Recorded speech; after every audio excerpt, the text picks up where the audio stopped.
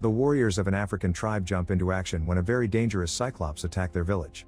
Their skills aren't enough to stop it, so they seek the help of a legendary monster hunter, who is getting ready to fight.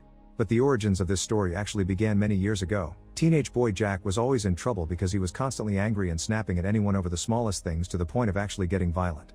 His teachers would always punish him with detention or extra exercise and make him apologize to his victims, but nothing was enough to make him stop. It wasn't always like that though. Jack used to be a good boy that lived happily with his family until the fatal day they went camping.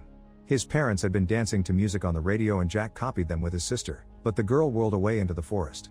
Suddenly, a troll appeared and began eating the kid. Jack was so scared that he froze and could only watch. The parents rushed to help, but the troll ate the mother too. The father tried to retaliate and the troll quickly overpowered him, so right before dying, he told Jack to run. After watching his dad get eaten too, Jack ran as fast as possible and became the only survivor. Nowadays, Jack is in his 20s and still carries an anger that he unleashes easily. He's working on getting better though. He's got a job as a plumber, started night classes to finish high school, and sees Counselor Silverstein for guidance. However, any question asked by Silverstein just triggers another furious rant from Jack and no progress is ever made. Tonight Jack is arriving late at school, which is pretty usual for him and doesn't surprise Professor Crowley. Jack's girlfriend Eve does pass him notes to scold him for missing most of the class and not even bringing a pen, but Jack pays more attention to the other girls in the room. Tonight Crowley shows the students how sodium can make an explosion when put into water. As soon as the class is over, Eve rants at Jack for being so irresponsible, and classmate John comes to offer his notes to help but also to flirt with Eve. Jack is starting to get irritated, but luckily before he can snap, Crowley calls him over. The professor also scolds Jack for always arriving late, but most importantly he asks for his skills as a plumber because he's having trouble with the pipes in his new house. A few moments later, Jack arrives at Crowley's place and meets his dog Waldo. The house is still being tidied up, and Crowley explains he got it super cheap because it has some nasty story behind it. Jack goes to the basement to start working on the pipes, and once he's done, he asks Crowley to try the sink. Unfortunately the repairs don't work, and as the whole installation breaks down, the valve hits Jack in the face. Meanwhile outside, the ground opens to show something glowing.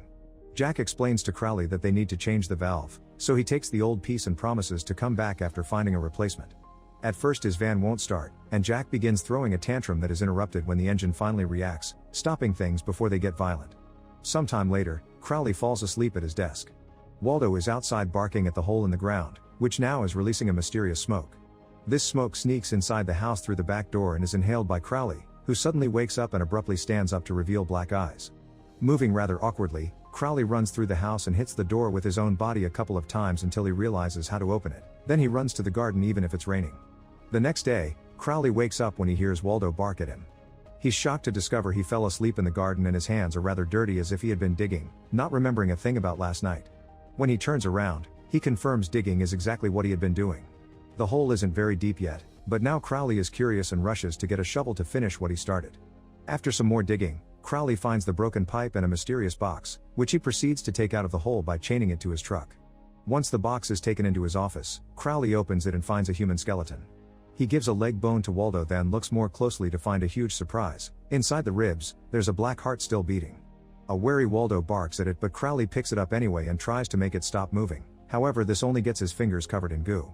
Suddenly his hand moves on its own and pushes the heart into Crowley's mouth, forcing him to swallow it whole before falling unconscious. Meanwhile, Jack goes to the hardware store to get a new valve. The clerk Howard is shocked to notice the valve is a model he hasn't seen in years, and when Jack says where he found it, Howard is terrified.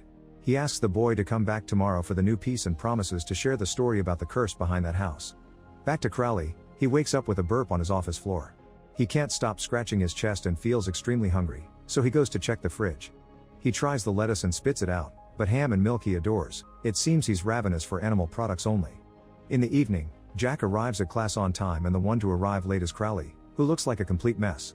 His clothes are dirty, he keeps on burping and scratching his chest, and there's still food in his hand. When one of the students asks if he's sick, he just laughs and says a little. Then Crowley turns to the blackboard only to start writing nonsense, causing everyone to laugh right before he throws up all over the board. Crowley tries to clean it with his sleeve and decides to end the class for today. Outside, John tries to flirt with Eve again. When Jack walks by, John tells him he has to treat Eve better and insists Jack needs to relax, not letting him go until they have a talk. Growing irritated, Jack hits him in the throat, and now he has to drive Eve home while she yells at him for being violent during the whole trip. Crowley goes home too and arrives with a bucket of fried chicken because he can't stop eating. Waldo won't come closer to receive his master and barks every time he sees him. Crowley ignores him and goes looking for more food, only to stop when he feels a weird sensation in his stomach. A bump on his shirt begins moving on its own and suddenly, a tentacle comes out of his body. Freaking out, Crowley grabs it with both hands and struggles against it until he can find a pair of scissors to cut it off. Afterward, Crowley checks the fridge, but there are only vegetables left. Since Waldo won't stop barking at him, Crowley chases after him to have him for dinner. The following day, Jack tells Silverstein that he thinks he should move to another country to start over. Silverstein points out Jack is only trying to run away from his problems and insists they should talk about Jack's family tragedy. Jack doesn't want to talk about it because everyone makes fun of him for saying he saw a monster, and he still feels guilty for running away. Silverstein says that's exactly the source of Jack's anger. He can't forgive himself. Later, Jack goes to see Howard to get the new valve. Howard freaks out again, and after having a strong drink, he shares the story. When he was a little boy, Howard went to live in that house with his uncle Emmett. This man worked as a researcher and he traveled the world collecting things. An item he brought from Japan was a black heart sealed in a glass case, and little Howard was fascinated by it. The legend said many years ago a demon had crept its way into our world with the purpose of spreading evil among humans. A group of men destroyed the demon and its heart was kept as a trophy, but it was said evil still lurked in it. It passed through many hands and shops until Peter bought it at an antique store. One evening, little Howard was looking at the heart and accidentally dropped the box, cracking the glass. Later, smoke started to sneak out of the box and took over Peter's mind, making his eyes go black. Just like Crowley, Peter began behaving weirdly, feeling constantly hungry and eating enough to feed a small country. Little Howard was getting scared and checked the box, only to find it empty. Sometime later, Howard heard noises outside and discovered Emmett eating their dog. When Howard came closer, Emmett bit the kid and ate his hand. Terrified, Howard managed to pull his arm away and run into the house, where he searched for his uncle's rifle and used it to kill him. Afterward, Howard put Emmett in a box to bury it in the backyard, and he was sure he could still hear the heart beating. Jack doesn't understand how a kid could drag Emmett into a box and dig without a hand, so Howard shows him his hook replacement to prove it. This is still not enough to make Jack care, and he leaves after paying for the valve.